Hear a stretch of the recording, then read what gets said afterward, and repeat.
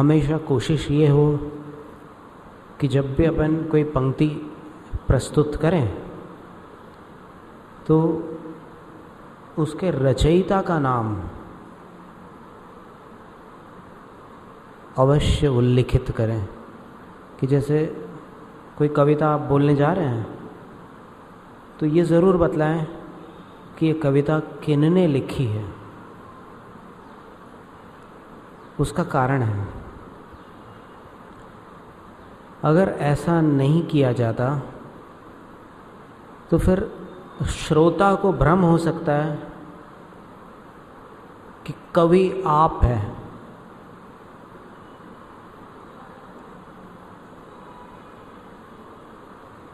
और उस भ्रम के कारण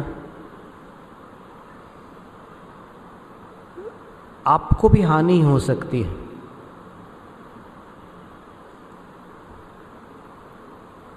जिनवाणी की जो विनय की जाती है शास्त्र स्वाध्याय के समय 8 प्रकार से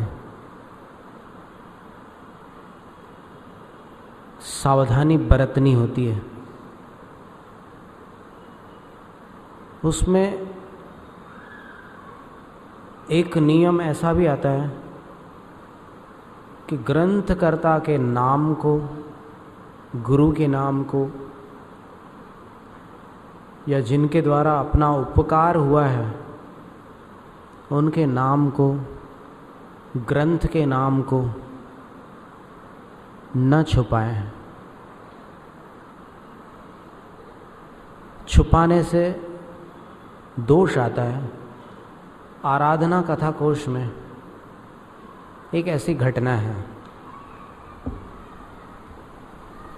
जैसे अपना उपकार माता पिता ने किया हो और फिर मान लो माँ की कृपा से आपने कोई एक विषय में कुशलता प्राप्त की हो, तो कभी ऐसा मत कहना कि मैंने अपनी मेहनत से सब कुछ किया है। मेहनत तो दुनिया करती है, लेकिन जो सफलता मिलती है उसमें किसी न किसी की कृपा होती है। उस कृपालु को न भुलाना स्वाध्याय का एक नियम है। और एक बार ऐसा हुआ था, आराधना कथा कोश की कथा के अनुसार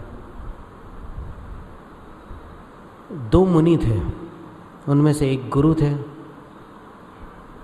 काल संदीप उनका नाम था, काल संदीप। और जो शिष्य थे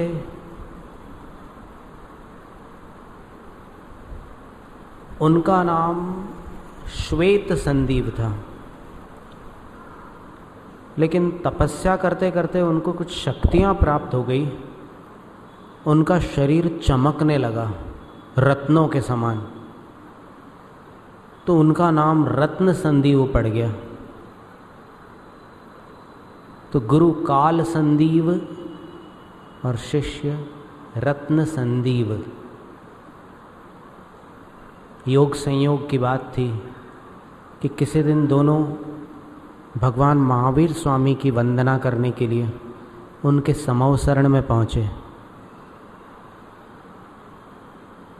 और उस समय जो सीढ़ियाँ होती है समवसरण की, 20,000 रत्नों की सीढ़ियाँ होती हैं। भगवान के अतिशय से वहाँ किसी को थकान नहीं आती। गुजरात में गिरनार जी की 11,000 सीढ़ियों में तो हाल बेहाल हो जाते हैं लोग, लेकिन भगवान के समवसरण की 20,000 सीढ़ियों में किसी को थकान नहीं आती। बच्चे और वृद्ध भी बिना थकान के वहाँ पहुँच जाते हैं भगवान के पास। तो जब ये गुरु शिष्य श्रेण्यारोहण सीढ़ियों पर चढ़ रहे थे, तब राजा श्रेणिक मिल गए बीच में। राजा श्रेणिक का भी आवागमन था भगवान जी महावीर स्वामी के पास। तो राजा श्रेणिक ने इतने तेजस्वी साधु को देखकर आश्चर्यचकित होकर के उनसे पूछा नमोस्तु करके कि हे मुनिवर, आपने किन से दीक्षा ली है, आपका परिचय और आपके गुरुदेव कौन है, मैं जानने के लिए उत्कंठित हुआ हूँ। क्या आप बतलाने की कृपा करेंगे? तब उन्होंने कहा कि मैं रत्न संदीप मुनि हूँ और मेरे गुरु के विषय में क्या पूछते हो। उनको मान कषाय आ गई और मान कषाय आ जाने के कारण जो गुरु उनके सामने चल रहे थे, थोड़ी दूर थे वो, उनको सुनाई न दे इस तरह से राजा श्रेणिक से बोले कि मेरे गुरु तो समवसरण के बीच में विराजमान साक्षात तीर्थंकर महावीर भगवान है।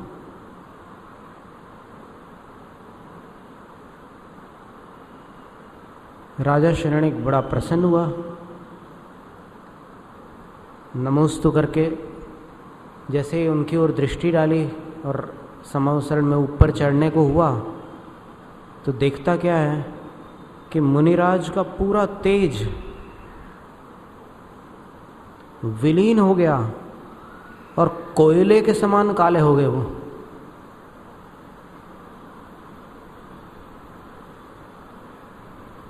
राजा दंग रह गया कि ये तो बड़ी विचित्र घटना है और ऐसी घटना समवसरण के अंदर कैसे हो गई। एक तेजस्वी मुनि जो साक्षात भगवान के शिष्य हैं, उनको मैंने नमोस्तु किया और वो बिल्कुल काले कोयले जैसे हो गए। इसका रहस्य क्या है, कुछ समझ में नहीं आया। खैर सभी लोग गए वहाँ पर।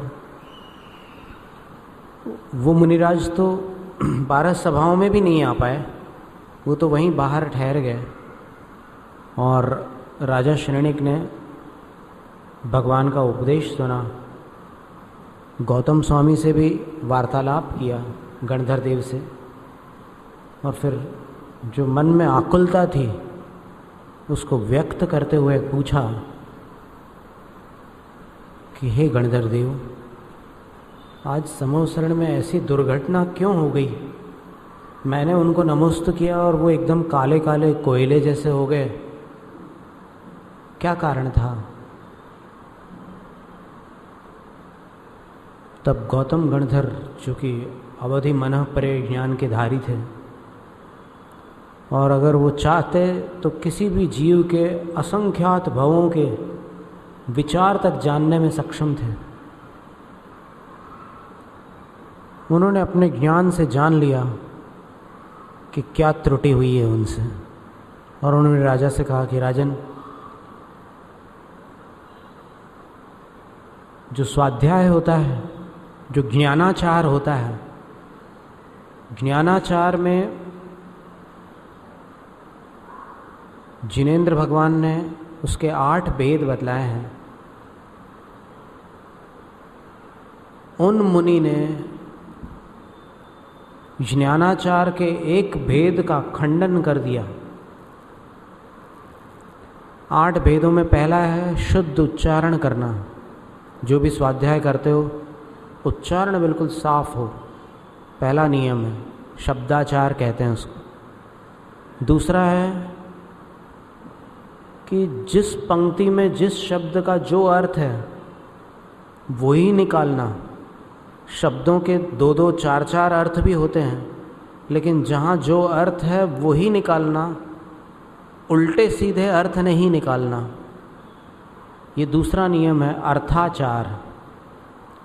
तीसरा नियम है कि उच्चारण के साथ साथ अर्थ करना, उभयाचार। उभय का अर्थ होता है 2, दोनों साथ में करना, उभयाचार। चौथा है कालाचार। स्वाध्याय का जब काल हो तब स्वाध्याय करना, अकाल में स्वाध्याय नहीं करना। जैसे अष्टमी, चतुर्दशी, अमावस, पूर्णिमा, नंदीश्वर पर्व, सूर्य ग्रहण, चंद्र ग्रहण, साधु का संन्यास मरण अथवा राजा आदि का मरण, और आंधी तूफान के दिन सिद्धांत सूत्रों का स्वाध्याय नहीं करना।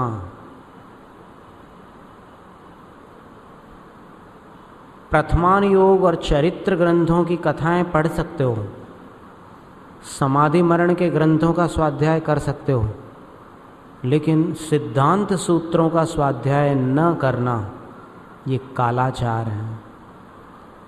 5वां नियम है विनयाचार।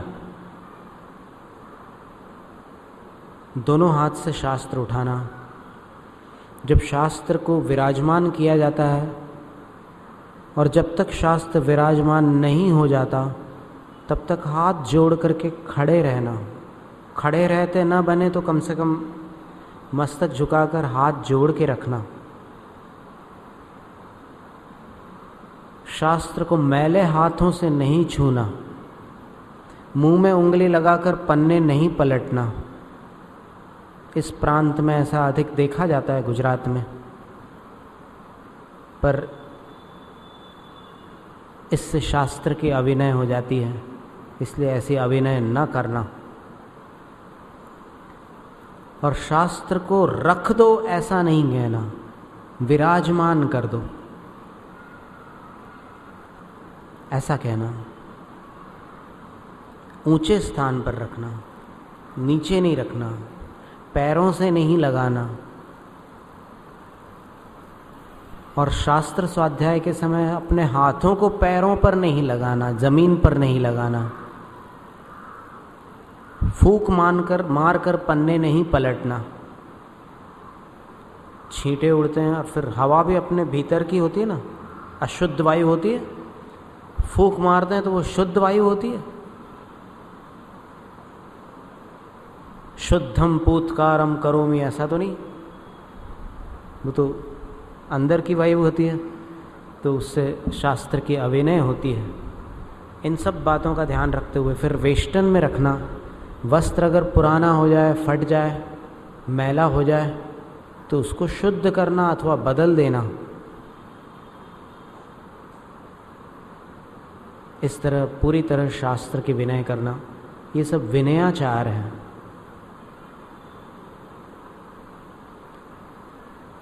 और शास्त्र जो पढ़ाते हैं उनकी भी विनय करना। जो आचार्य महाराज है, उपाध्याय महाराज हैं, साधु हैं, उनकी भी विनय करना, विनयाचार। फिर बहुमान आचार। स्वाध्याय के समय ऐसा सम्मान अपने हृदय में धारण करना कि जैसे मुझे भगवान के वचन मिल रहे हैं, ये जीवन की धन्य घड़ी है, मेरा सौभाग्य इस समय उदय को प्राप्त हुआ है कि मुझे भगवान की वाणी मिल रही है, ऐसा बहुमान। शास्त्र के किसी वचन पर अश्रद्धा न करना। अर्थ समझ में न आए तो किसी ज्ञानी से पूछ लेना, पर अविश्वास का भाव हृदय में न लाना। पूरा सम्मान रखना जिनवाणी के प्रति, ये बहुमान आचार है। उसके बाद 7वां है अनिन्नव आचार।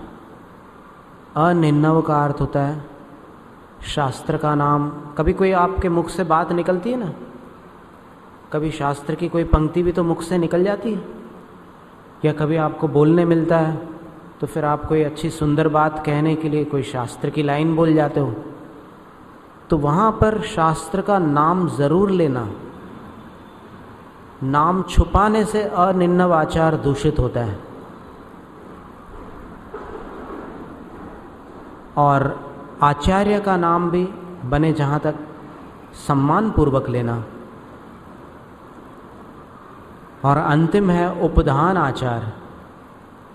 उपधान का अर्थ होता है सावधानी पूर्वक सुनना, और जब तक स्वाध्याय पूर्ण न हो तब तक उस ग्रंथ के लिए, जैसे आपने पद्म पुराण शुरू किया है तो जब तक पद्म पुराण पूरा न हो जाए तब तक भोजन में से किसी चीज़ का त्याग कर देना। उस त्याग में छल कपट नहीं करना। नहीं तो स्वाध्याय शुरू किया और पता चला कि करेले का त्याग कर दिया या फिर दलिए का त्याग कर दिया। जो पसंद ही नहीं है ऐसी चीज़ का त्याग करने में मज़ा नहीं है। कोई ऐसी चीज़ का त्याग करो कि पता रहे अपने को कि मेरा त्याग है। इस तरह ये 8 नियम होते हैं ज्ञानाचार के। गौतम स्वामी श्रेणिक राजा से कहते हैं कि रत्न संदीव मुनि ने 7वां नियम खंडित कर दिया और समवसरण में अगर कोई त्रुटि करता है तो उसको उसका फल तत्काल प्राप्त होता है। भले वो 12 सभा में नहीं थे, लेकिन उनने सीढ़ियों पर चढ़ते चढ़ते मान कषाय के उदय में आकर अपने गुरु का नाम छिपाया है। इसलिए उनको ये परिणाम भुगतना पड़ा है। राजा श्रेणिक देखिए सम्यक दृष्टि जीव थे, उनको मुनि के प्रति घृणा का भाव उत्पन्न नहीं हुआ। अब कोई ऐसे आम आदमी होता तो फिर इन सब बातों को सुनकर सोचता कि अच्छा हुआ, सबक मिल गया, ठिकाने लग गए अब दिमाग, ऐसे कुछ विचार आ जाते किसी के मन में। लेकिन राजा श्रेणिक ने सोचा कि इतने बड़े मुनि थे, कितनी तपस्या की होगी तब जाकर के शक्तियाँ प्रकट हुई होगी, और जरा से कर्मोदय के कारण मान कषाय के उदय से उनके मुख से असत्य निकल गया और ऐसी दशा हो गई। तो उन्होंने गौतम स्वामी से प्रश्न किया कि हे गणधर देव, उनका स्थितिकरण कैसे होगा, मतलब उनका उद्धार, उनका सुधार कैसे होगा, कोई उपाय बतलाइए। गौतम स्वामी कहते हैं कि उपाय जटिल नहीं है, सरल है। केवल उनको एक काम करना है, अपने गुरु के पास जाकर बताना है कि मुझे मान कषाय आ गई थी और मैंने राजा के सामने भगवान महावीर स्वामी को अपना गुरु बता दिया। इतना करने से उनका शुद्धिकरण हो जाएगा। तो राजा श्रेणिक उनसे मिलने गए, उनको ढूंढा, कहाँ चले गए वो, कहाँ चले गए। मिल गए तो फिर उनसे जाकर के कहा कि हे मुनिवर, आप शोक मत करो, जो हो गया हो गया, लेकिन मैंने एकांत में, सबके बीच नहीं, एकांत में इसका उपाय पता किया है। आप वो उपाय कर लोगे तो ठीक हो जाएगा। मैं जानता हूँ आपने मुझसे अपने वास्तविक गुरु का नाम छुपाया था, पर कोई बात नहीं, कर्म की प्रबलता थी, आपसे ये त्रुटि हो गई। अब इसका निराकरण करने का जो उपाय मैं गणधर महाराज से लेकर के आया हूँ वो ये है कि आपसे जो भी त्रुटि हुई हो, आपने जो भी त्रुटि की हो, वो आप गुरु से जाकर के बतला दीजिए, सब ठीक हो जाएगा। और कौन किसका है? मैं राजा हूँ प्रजा के लिए, आपके लिए तो मैं एक जीव हूँ। आपने मुझे राजा समझकर ऐसा कह दिया, ये सोचकर कि राजा को यदि मैं अपने वास्तविक गुरु का परिचय दूंगा तो राजा सोचेंगे कि इतने तेजस्वी शिष्य के ऐसे गुरु। इसलिए आपने अपने से भी अधिक तेजस्वी को अपना गुरु बता दिया। चलो ठीक है, जो हो गया हो गया, अब आप शुद्धिकरण कर सकते हैं। तब रत्नसंदीप मुनि ने राजा श्रेणिक के वात्सल्य भाव को देखकर विचार किया कि अगर कोई और होता तो वो मुझे बदनाम भी कर सकता था, लेकिन इस राजा ने गौतम स्वामी से एकांत में मेरा समाधान पूछकर मुझे प्रदान किया है, इसलिए राजा एक प्रकार से मेरा उपकारी है। परस्पर उपग्रहो जीवानाम, सब जीवों का परस्पर उपकार होता है, तो मैं अपने गुरु के पास जाकर शुद्धिकरण कर लूँ। इस भाव से वो चले गए और गुरु से जाकर जब सब कुछ कहा, तब गुरु बोलते हैं कि वत्स, अब जो त्रुटि हो गई, लेकिन तुमने सत्य को प्रकट कर दिया, मुझे प्रसन्नता है।